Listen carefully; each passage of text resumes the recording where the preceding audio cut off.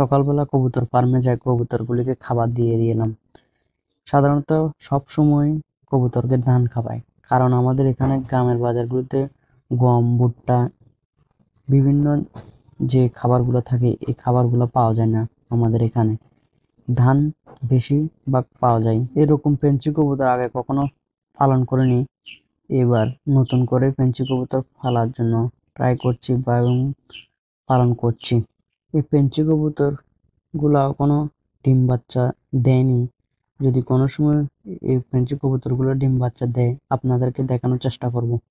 আগে থেকে সব সময় আমরা গরু পালন করতাম, আর এখন গরু পালার সাথে সাথে কবুতর গুলা নতুন করে পেঞ্চি কবুতর আনা হয়েছে পালন করবার জন্য।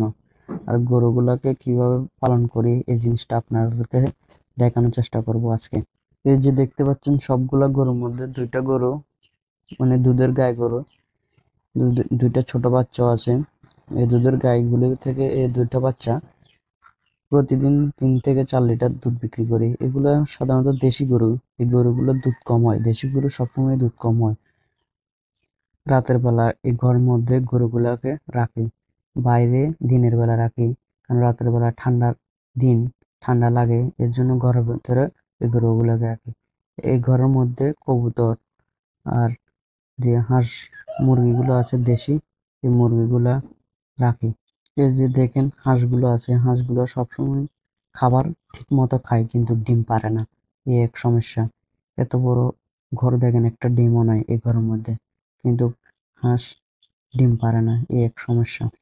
হাঁস মুরগিগুলোকে ছেড়ে দেওয়ার পরে এগুলোকে খাবার দিতে আসি। হাঁসগুলোকে সাধারণত খাবার দিতে আসি ভাতের লগে যে ধানের কুড়াটা থাকে, এই কুড়োটা জল দিয়ে মিক্স করে খাবার দিয়ে দিতে আসি হাঁসগুলোকে সকালবেলা।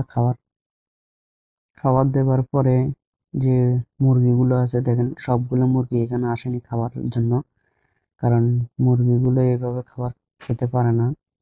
ছোট ছোট মুরগির বাচ্চা আছে, এই মুরগির বাচ্চাগুলোকে এক্সট্রা করে খাবার দিতে হবে।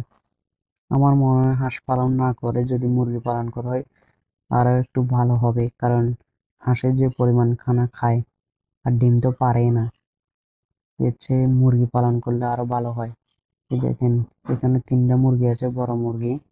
এই মুরগিগুলা একটা 10টা করে বাচ্চা বের করেছে, 30টা। এর থেকে অনেক লাভ হয় দেশি মুরগি পালন করলে। যে হাঁসগুলি আছে হাঁসগুলি বিক্রি করে ভাবতে আছি আরো কিছু দেশি মুরগি বেশি করে পালবো। কবুতর যত আছে এগুলো পালবো, বা কবুতর বা মুরগি পালবো, হাঁস আর পালবো না।